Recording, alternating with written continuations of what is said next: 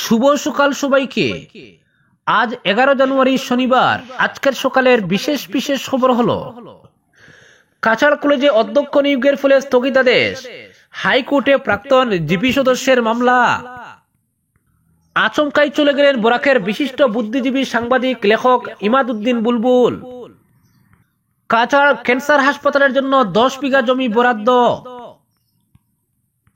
অবৈধ নয় পরিত্যক্ত খনি বললেন মুখ্যমন্ত্রী হিমন্ত, আজ বিকেল পর্যন্ত উদ্ধারের আশা মুখ্যমন্ত্রীর, গ্রেফতার খনির ম্যানেজার। এবং সর্বশেষ খবরটি হলো, দাম বাড়ালে ব্যবসায়ীদের বিরুদ্ধে ব্যবস্থা, বললেন বিভাগীয় মন্ত্রী কৃষ্ণেন্দু পাল। মকর সংক্রান্তি ও বিহু, মাছ মাংসের মূল্য বৃদ্ধি না করার বার্তা। এবারে শুনুন বিস্তারিত খবর। শিলচর কাছাড় কলেজে স্থায়ী অধ্যক্ষ পদে নিয়োগে ইন্টারভিউ হয়ে গেলেও গৌহাটি হাইকোর্টের নির্দেশে আটকে গেল ফল প্রকাশ। 7 জানুয়ারি ফল প্রকাশ স্থগিত রাখতে নির্দেশ জারি করেছেন হাইকোর্টের বিচারপতি এল আমির। অধ্যক্ষ পদে নিয়োগ নিয়ে আপত্তি জানিয়ে গৌহাটি হাইকোর্টে C-46/2025 নম্বরে রিট পিটিশন দাখিল করেন কাছাড় কলেজ পরিচালন সমিতির ডোনার মেম্বার অজিত সিংয়ের প্রতিনিধি সীমান্ত ভট্টাচার্য, যাকে সম্প্রতি ডোনার মেম্বারের প্রতিনিধি থেকে সরিয়ে দেওয়া হয়েছে। সীমান্ত বাবুর মামলার উপর শুনানির পর ফল প্রকাশে স্থগিতাদেশ জারি করেছে হাইকোর্ট। সীমান্ত ভট্টাচার্য সংবাদ মাধ্যমকে বলেছেন, তাদের অভিযোগ ও আপত্তি কলেজ পরিচালন সমিতির সভাপতি পার্থঙ্কর চৌধুরীকে নিয়ে। গভর্নিং বডিকে না জানিয়ে জিবির বৈঠক না ডেকে নিয়ম বহির্ভূতভাবে অধ্যক্ষ নিয়োগ প্রক্রিয়া সম্পন্ন করে পছন্দের ব্যক্তিকে চেয়ারে বসাতে চেয়েছিলেন পার্থঙ্কর চৌধুরী। সীমান্তবাবু আরো বলেন, বাস্তবে অধ্যক্ষ পদে 2 জন আবেদন করেছিলেন। নিয়ম অনুযায়ী যেহেতু 2 জনের আবেদন নিয়ে নিয়োগ প্রক্রিয়া হতে পারে না, তাই আইনের ঊর্ধ্বে উঠে জিবি সভাপতি আবেদনের মেয়াদ শেষ হওয়ার পর ব্যাকডেটে আরেকজনকে দিয়ে আবেদন করিয়েছে। রিট পিটিশনে এই সবই অভিযোগ করা হয়েছে। তবে অভিযোগ এক কথায় উড়িয়ে দিয়ে পার্থঙ্কর চৌধুরী বলেছেন, আমরা এখনো হাইকোর্টের কোনো নির্দেশ পাইনি, ফলে এ ব্যাপারে কিছু বলতে পারবো না। তবে অধ্যক্ষ পদে নিয়োগ প্রক্রিয়া ডিরেক্টর হাইয়ার এডুকেশনের গাইডলাইন পুঙ্খানুপুঙ্খভাবে মেনেই করা হয়েছে। এ নিয়ে আবেদনকারীরাও কোনো আপত্তি করেননি বা তুলেননি অভিযোগ। এদিকে জানা গেছে, কাছাড় কলেজে অধ্যক্ষ পদে আবেদন করেছেন 3 জন। জিসি কলেজ থেকে অপ্রতিম নাগ ও যোগেশ্বর বর্মন এবং কাছাড় কলেজ থেকে মুকুল বড়ুয়া। 3 আবেদনকারীর সাক্ষাৎকার গ্রহণ করা হয়েছে নিয়ম মেনেই। স্থানীয় এবং রাজ্য স্তরের পত্রিকায় বিজ্ঞাপন দিয়ে নেওয়া হয়েছে আবেদন। এক্ষেত্রে নিয়ম বহির্ভূত কিছুই করা হয়নি, সবটাই ডিএজিকে জানিয়ে করা হয়েছে। সূত্রের দাবি হলো, কোন যুক্তিতে অধ্যক্ষ নিয়োগ নিয়ে রিট পিটিশন হয়েছে হাইকোর্টে তা এখনো পরিষ্কার নয়। হাইকোর্ট অধ্যক্ষ নিয়োগ সংক্রান্ত যা যা নথি চাইবে সবই পেশ করা হবে।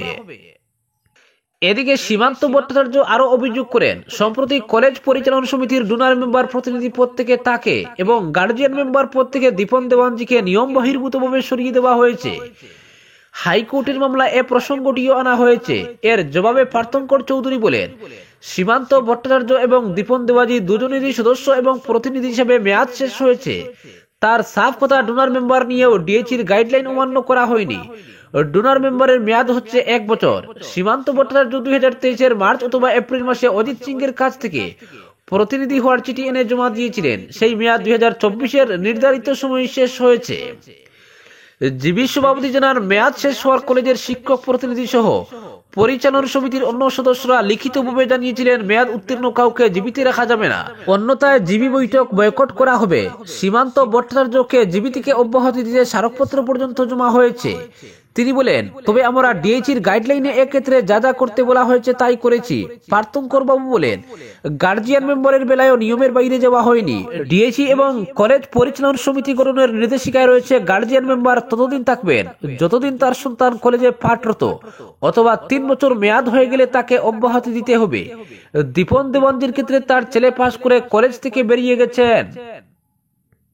অপরদিকে আচমকাই চলে গেলেন ইমাদউদ্দিন বুলবুল। আরো 5টা দিনের মতো শুক্রবার সকালেও শিলচর বারে গিয়ে যথারীতি কাজ করেছেন। জেলা বার সংস্থার সংবিধান উপসমিতির বৈঠক ছিল দুপুর 2:30টায়। 2:20 নাগাদ বারের সভাপতি বলেন, দুলাল ভাই স্ত্রীকে ডাক্তার দেখাতে নিয়ে যেতে হবে। আমার যে আর বৈঠকে থাকা সম্ভব হচ্ছে না, কিন্তু স্ত্রীকে আর ডাক্তার দেখানো হয়নি। এর আগেই সন্ধ্যা নাগাদ নিজেই ডাক্তারের কাছে গিয়ে না ফেরার দেশে চলে গেলেন ইমাদউদ্দিন বুলবুল। বিশিষ্ট আইনজীবী, লেখক এবং সময়ের সাংবাদিক, 72-এর ভাষা আন্দোলনের সেনানী ইমাদউদ্দিন বুলবুল আচমকাই হৃদরোগে আক্রান্ত হয়ে শুক্রবার রাত 7টা নাগাদ শিলচর ইটখোলার মেডিল্যান্ড নার্সিং হোমে শেষ নিঃশ্বাস ত্যাগ করেন। বয়স হয়েছিল ৭৫ বছর। রেখে গেছেন স্ত্রী মিনারা বেগম, দুই পুত্র শাহবাজ পারভেজ খান ও ডক্টর সেইন আলম খান এবং কন্যা সুহেলি খানকে। বরাক উপত্যকা বঙ্গ সাহিত্য ও সংস্কৃতি সম্মেলনের কেন্দ্রীয় সহ-সভাপতি ছিলেন তিনি। বহু আগে ছিলেন সম্মিলিত সাংস্কৃতিক মঞ্চের সহ-সভাপতি পদে। শিলচর বার সংস্থার সভাপতি দুলাল মিত্র বলেছেন, বারে এদিন সংবিধান উপসমিতির বৈঠকে থাকতে না পারার কথা বলতে এসে বুলবুল দা প্রথমেই হাত মেলালেন, মিলিয়েই ব্রু কুচকে বললেন, আপনার হাত এত গরম কেন? তার মানে প্রেসারের সমস্যা হচ্ছে, তাড়াতাড়ি ডাক্তার দেখান। তার পরামর্শ শুনে হেসে বলেছিলাম, ও কিছু না, একটু আটটু গরম থাকে। সঙ্গে সঙ্গে হাতে চাপ দিয়ে বললেন, না না, একটুও গাফলতি করবেন না, সমস্যা হতে পারে। সেই তরতাজা মানুষটা আমাকে পরামর্শ দিয়ে যে এভাবে কয়েক ঘন্টার মধ্যে আমাদের ছেড়েই চলে যাবেন, কখনো বিশ্বাস হচ্ছে না। তার মৃত্যুতে গভীর শোকের ছায়া নেমে এসেছে বার সংস্থা সহ বরাকবঙ্গের সর্বস্তরীয় সংগঠনে। বরাকবঙ্গের কেন্দ্রীয় সাধারণ সম্পাদক গৌতম প্রসাদ দত্ত জানান, কিছুদিন ধরে নিউমোনিয়ায় ভুগছিলেন ইমাদউদ্দিন। ফলে শীতের মরশুমে ডাক্তাররা তাকে সন্ধ্যার সময় ঘর থেকে বেরোতে মানা করেছিলেন। সেসব মেনেও চলছিলেন তিনি। গত ৮ জানুয়ারি বরাকবঙ্গের প্রতিষ্ঠা দিবসে তিনি সকালের অনুষ্ঠানে বঙ্গভবনে উপস্থিতিকে পতাকা উত্তোলন করেন, তবে বিকেলে আর যাননি। জানা গেছে, শিলচর আদালত থেকে ফেরার পর রংপুরের বাড়িতেও সুস্থই ছিলেন ইমাদউদ্দিন বুলবুল, কিন্তু সন্ধ্যা নাগাদ অসুস্থতা অনুভব করেন, বুকে ব্যথা ও শ্বাসকষ্ট হয়। সন্ধ্যা ৬:৩০টায় নিয়ে যাওয়া হয় বেসরকারি মেডিল্যান্ড হাসপাতালে। রাত ৭টায় হাসপাতালে পৌঁছলে চিকিৎসকরা তাকে মৃত ঘোষণা করেন। বলা হয়, তাকে মৃত অবস্থায় নিয়ে আসা হয়েছে। মেরিল্যান্ড থেকে রাতে মরদেহ নিয়ে যাওয়া হয় বাড়িতে। পরিবার সূত্রে জানা গেছে, আজ দুপুর ১:৩০টায় রংপুর কদমতলায় তার জানাজা হবে। এরপর নিয়ে যাওয়া হবে জন্মভিটা কাঠিগোড়ায়। ইমাদউদ্দিন বুলবুলের জন্ম ১৯৪৯ সালের ৩ সেপ্টেম্বর কাঠিগোড়ায়। বদরপুরের দেওরাইল এমই মাদ্রাসা ও সিনিয়র মাদ্রাসায় পড়াশোনার পর বদরপুর এনসি কলেজ এবং পরবর্তীতে শিলচরের কাছাল কলেজে ভর্তি হন। এরপর অর্থনীতি নিয়ে পর্যায়ক্রমে গৌহাটি বিশ্ববিদ্যালয় থেকে স্নাতক ও স্নাতকোত্তর হন। ১৯৭৫ সালে এমএ পাশ করার পর ওই বছরই সাংবাদিকতায় ডিপ্লোমা করে প্রথম স্থান লাভ করেন। কয়েক বছর সাংবাদিকতার পেশা থেকে ১৯৮৪ সালে এলএলবি পাশ করে শিলচর জেলা বার সংস্থা আইনজীবী হিসেবে যোগ দেন। ইমার্জেন্সির সময় ভারত রক্ষা আইনে একদিনের কারাবাসও হয় তার। ২০২৪ সালের ১৪ সেপ্টেম্বর আইনজীবী হিসেবে কাজ করার ৪০তম বর্ষপূর্তিও পালন করেন ইমাদউদ্দিন বুলবুল। আইন পেশায় যুক্ত থাকার পাশাপাশি তার কলম চলতে থাকে। আস্তে আস্তে সাহিত্য জগতেও খ্যাতি অর্জন করেন তিনি। ১৯৬৬ সালে প্রকাশিত হয় তার প্রথম কবিতার বই একদিনের কাব্য। এছাড়াও পর্যায়ক্রমে বেরিয়েছে গদ্যগ্রন্থ মনের মুখুরে লেখা, দেশি ভাষাবিদ্যা যার, ভাষা আন্দোলনের উত্তরাধিকার, বরাকের রস সাহিত্য ইত্যাদি। প্রথম ও দ্বিতীয় খণ্ড সংকলনে প্রকাশিত হয়েছে বিশেষ গ্রন্থ বরাকের ইতিহাস ও ঐতিহ্যের সন্ধানে। তিনি লিখে গেছেন উপন্যাস সুরমা নদীর চুকে জল, যা আসাম বিশ্ববিদ্যালয়ের গবেষণা ও স্পেশাল পেপারে অন্তর্ভুক্ত হয়েছে। তার লেখালেখি বাংলাদেশের সমাদৃত ছিল। সিলেটে এবং ঢাকায় সাহিত্যিক লেখক হিসেবে তিনি পদক ও সম্মান পেয়েছেন। শিলচরে পেয়েছেন বেগম রুকিয়া পদক। তার মৃত্যুতে গভীর শোক ব্যক্ত করেছেন সম্মিলিত সাংস্কৃতিক মঞ্চের সম্পাদক অজয় রায়। বাংলা সাহিত্য সভা আসামের পক্ষ থেকেও শোক ব্যক্ত করা হয়েছে। পরবর্তী খবরটি হলো, অবৈধ নয় পরিত্যক্ত খনি বললেন মুখ্যমন্ত্রী হিমন্ত। আজ বিকেল পর্যন্ত উদ্ধারের আশা মুখ্যমন্ত্রীর। গ্রেফতার খনির ম্যানেজার। উমরাংশুর কয়লা খাদানে রেড হোল মাইনিং করতে গিয়ে একদল শ্রমিক আটকে পড়েছেন। সেই খনিটি অবৈধ নয়, বরং পরিত্যক্ত। শুক্রবার স্পষ্ট ভাষায় একথা জানিয়েছেন হিমন্ত বিশ্ব শর্মা। এদিন ক্যাবিনেট বৈঠকের পর মুখ্যমন্ত্রী সাংবাদিক সম্মেলনে বলেন, গত ৩ বছর ধরে এই খনিটি বন্ধ করে রাখা ছিল। এটি এক কথায় পরিত্যক্ত খনি।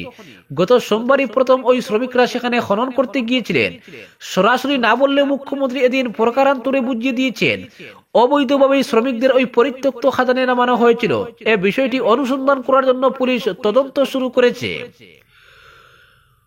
পুলিশ নুনিশা নামে এক ব্যক্তিকে গ্রেফতার করা হয়েছে। তবে গোটা ঘটনায় এখনো পর্যন্ত পুলিশের তদন্তে উত্তর কাছাড় স্বশাসিত পরিষদের মুখ্য নির্বাহী সদস্য দেবুলাল গারলুসার কোন ধরনের ভূমিকা উঠে আসেনি। মুখ্যমন্ত্রী এটাও জানিয়েছেন। পাশাপাশি তিনি বলেছেন, এটা মানবিক ট্র্যাজেডি, ফলে এ নিয়ে কোন ধরনের রাজনীতি করা মোটেও সমীচীন নয়। এই মুহূর্তে সরকারের একমাত্র লক্ষ্য হচ্ছে খাদানে আটকে পড়েছেন যারা, তাদের উদ্ধার করা। কিন্তু যে প্রক্রিয়া এখন পর্যন্ত উদ্ধার কার্য চলছে তাতে কতটুকু কি হবে, মুখ্যমন্ত্রী এই প্রশ্নেরও জবাব দিয়েছেন। সাংবাদিক সম্মেলনে মুখ্যমন্ত্রী হিমন্ত বিশ্ব শর্মা জানান, উমরাংশুর কূপে ২৬ মিটার জল রয়েছে। কোল ইন্ডিয়ার পাম্প দিয়ে ৭ মিটার জল বের করা সম্ভব হয়েছে। এভাবে জল বের করতে পারলে কাল বিকেল পর্যন্ত কূপে আটকে থাকা বাদ বাকি শ্রমিকদের কাছে পৌঁছানো সম্ভব হবে। তিনি এদিন আরো জানান, উপরাংশুতে 9 জন শ্রমিক আটকে ছিলেন বলে প্রশাসনের কাছে খবর রয়েছে। তাদের মধ্যে একজনের দেহ উদ্ধার করা হয়েছে, কারণ 9 জনের পরিবারই সরকারের সঙ্গে যোগাযোগ করেছে। পঞ্চম দিনেও কোনো আশার আলো দেখা গেল না উপরাংশুর অভিশপ্ত কয়লা খনিতে। শুক্রবার সকাল থেকে নাগপুর থেকে উড়িয়ে আনা 500 জিপিএম অত্যাধুনিক পাম্প লাগিয়ে ওই কূপ থেকে জল বের করার কাজ শুরু হয়। রাত পর্যন্ত একটানা পাম্প চলেছে। বেশ খানিকটা জল বের করা সম্ভব হয়েছে, কিন্তু আশঙ্কা মতো ওই কূপের ভেতরে বিভিন্ন সোর্স থেকে জল ঢুকা বন্ধ হচ্ছে না। এতে করে যত জল বের করা হচ্ছে, সমান্তলে বাইরে থেকে জল ঢুকায়। এই উদ্যোগে তেমন একটা সাফল্য মিলছে না। ফলে এদিন উপরাংশুর 3 কিলোর ওই অভিশপ্ত জায়গায় উদ্ধারকারীদের মধ্যে কিছুটা হতাশাও চোখে পড়েছে। পঞ্চম দিনে উদ্ধারে তেমন একটা সাফল্য না মিললেও প্রশাসনিক দিক দিয়ে নতুন খবর রয়েছে। বৃহস্পতিবার রাতে উপরাংশু থেকে গ্রেফতার করা হয়েছে হান্নান লস্কর নামের এক কয়লা ব্যবসায়ীকে। ডিমা হাসাও পুলিশের দাবি, ওই লোকটি 3 কিলোর সেই অভিশপ্ত কূপের ম্যানেজার। একই সঙ্গে উপরাংশুতে চলা যাবতীয় বেআইনি কয়লা বাণিজ্যের সঙ্গে সে জড়িত। বৃহস্পতিবার রাতে তাকে উপরাংশু থেকে গ্রেফতার করে ডিমা হাসাও পুলিশ। এদিন রাতেই তাকে হাফলংয়ে নিয়ে যাওয়া হয়। পুলিশ সূত্রে জানা গিয়েছে, শুক্রবার দিনভর তাকে জেরা করে চলেছেন শীর্ষ আধিকারিকরা। কয়লা খনি কিভাবে চলে, কারা এর মালিক, এর লেনদেন কিভাবে হয়, কোথায় বা এই কয়লা যায়, এসবই পুলিশ জানতে চাইছে বলে খবর। যদিও প্রকাশ্যে তার গ্রেফতারে নিয়ে মুখ খুলছে না পুলিশ। গত সোমবার এই দুর্ঘটনার একদিনের মাথায় পুলিশ নুনিশা নামের স্থানীয় এক ব্যক্তিকে পুলিশ আটক করেছিল। তার গ্রেফতারির খবর খোদ মুখ্যমন্ত্রী হিমন্ত বিশ্ব শর্মা সামাজিক মাধ্যমে জানিয়েছিলেন। যদিও হান্নানের গ্রেফতারি সম্পর্কে মুখ্যমন্ত্রী বা আসাম পুলিশ থেকে শুক্রবার রাত পর্যন্ত কোনো তথ্য জানা যায়নি। গত 4 দিনের তুলনায় শুক্রবার উদ্ধার অভিযান চলছে কিছুটা ধীর গতিতে। সেনা, নৌসেনা, এনডিআরএফ সহ অন্যান্য বাহিনীর উদ্ধারকারীরা গ্রাউন্ড জিরো থেকে ওই কূপ থেকে জল বের করার যাবতীয় উদ্যোগ নিলেও এদিন আর কোনো ডুবুরিকে কূপে নামানো হয়নি। এছাড়া আসাম সরকারের পক্ষে তদারকির দায়িত্বে থাকা মন্ত্রী কৌশিক রায়ও এদিন উপরাংশুতে ছিলেন না। তিনি মন্ত্রিসভার বৈঠকে যোগ দিতে গুয়াহাটিতে ছিলেন। আজ তিনি উপরাংশুতে ফিরে আসবেন, যদিও অভিযান নিয়ে তিনি শীর্ষস্থানীয় কর্তাদের সঙ্গে নিয়মিত যোগাযোগ রেখে চলেছেন। শুরু থেকে উদ্ধারকারীরা আশঙ্কা করছিলেন যে 8 জন শ্রমিক এখনো ওই কূপে আটকে রয়েছেন। সম্ভবত তারা মূল কূপে নেই। কূপের একেবারে শেষ প্রান্তে যেসব রেড হোল রয়েছে, জলের তুলে সেই সব সংকীর্ণ সুড়ঙ্গে তারা আটকা পড়েছেন। এই 5 দিনে তাদের জীবিত থাকার সম্ভাবনা প্রায় ছেড়েই দিয়েছেন উদ্ধারকারীরা। নেপালের বাসিন্দা গঙ্গা বাহাদুর শ্রেষ্ঠর মরদেহ উদ্ধার করা সম্ভব হয়েছে। মূলত তিনি মূল কূপের শেষ প্রান্তে ছিলেন বলে। ফলে বাদ বাকিদের উদ্ধারে যে সময় লাগবে সে ব্যাপারে প্রায় নিশ্চিত উদ্ধারকারীরা। মন্ত্রী কৌশিক রায় সংবাদ মাধ্যমের সঙ্গে কথা বলতে গিয়ে একই আশঙ্কার কথা জানিয়েছিলেন। পরবর্তী খবরটি হলো, দাম বাড়ালে ব্যবসায়ীদের বিরুদ্ধে ব্যবস্থা বললেন মন্ত্রী কৃষ্ণেন্দু পাল। মকর সংক্রান্তি ও বিহু, মাছ মাংসের মূল্য বৃদ্ধি না করার বার্তা। মাছ প্রেমীদের জন্য রাজ্যের মৎস্যমন্ত্রী কৃষ্ণেন্দু পাল ভালো খবর নিয়ে এসেছেন। এবারের সংক্রান্তিতে 3 কেজি বা বেশি ওজনের চিতল মাছের দর প্রতি কেজি 630 টাকা নির্ধারণ করেছে হাইলাকান্দি প্রশাসন। অন্যদিকে 1 কেজির নিচের ওজনের চিতল মাছের দাম প্রতি কেজি নির্ধারণ করা হয়েছে 210 টাকা।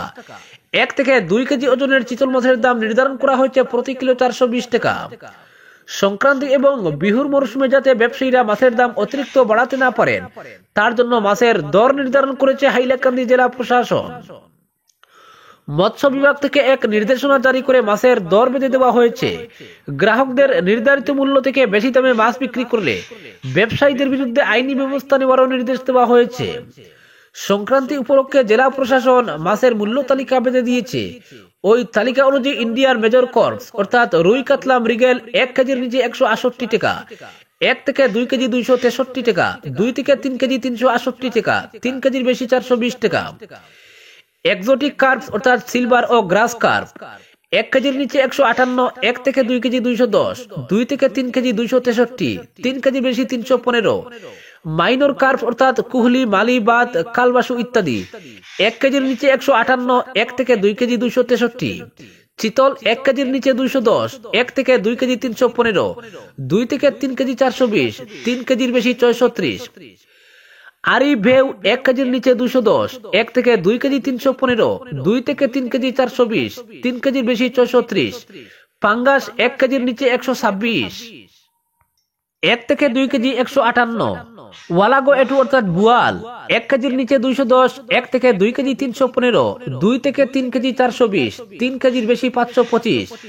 মাগুর শিঙ্গি 735 কেজি, কই কুদুরি 315 কেজি, শোল 420 কেজি, গরই চেং ইত্যাদি 263 কেজি, বামি কুচিয়া তুরা ইত্যাদি 420 টাকা কেজি, অন্যান্য ছোট মাছ যেমন মুয়া পুটি 158 টাকা কেজি। এদিকে উৎসবের মরশুমে দুধ ও মাংসজাত পণ্যের মূল্য বৃদ্ধি রোধে কঠোর নজরদারির নির্দেশ দিয়েছেন রাজ্যের মৎস্য পশুপালন ও পশু চিকিৎসা বিভাগের মন্ত্রী কৃষ্ণেন্দু পাল। এই বিষয়ে এক নির্দেশনা প্রকাশ করে রাজ্যের সব জেলা শাসককে দুধ, মাংস ও দুগ্ধজাত পণ্যের বাজার মূল্য নিয়ন্ত্রণে কড়া নজরদারি রাখতেও বলেছেন তিনি। খাদ্য ও অসামরিক সরবরাহ বিভাগ, FSSAI, জেলা পুরসংস্থা ও পশু চিকিৎসা আধিকারিকদের সহযোগিতায় এই পদক্ষেপ কার্যকর করা হবে। এছাড়া দুধ ও দুগ্ধজাত পণ্যে ভেজালের অভিযোগ রোধে বিশেষ নজরদারি চালাতে নির্দেশ দেওয়া হয়েছে। সন্দেহভাজন ব্যবসায়ীদের কাছ থেকে নমুনা সংগ্রহ করে তা পরীক্ষার জন্য পাঠানো হবে এবং প্রয়োজনে আইনি ব্যবস্থা নেওয়ারও নির্দেশ জারি করা হয়েছে। এই নির্দেশকে সর্বোচ্চ গুরুত্ব দিয়ে কার্যকর করার জন্য সংশ্লিষ্ট দপ্তরের আধিকারিকদের নির্দেশ দেওয়া হয়েছে। আজকের বিশেষ সংবাদ এখানেই সমাপ্ত।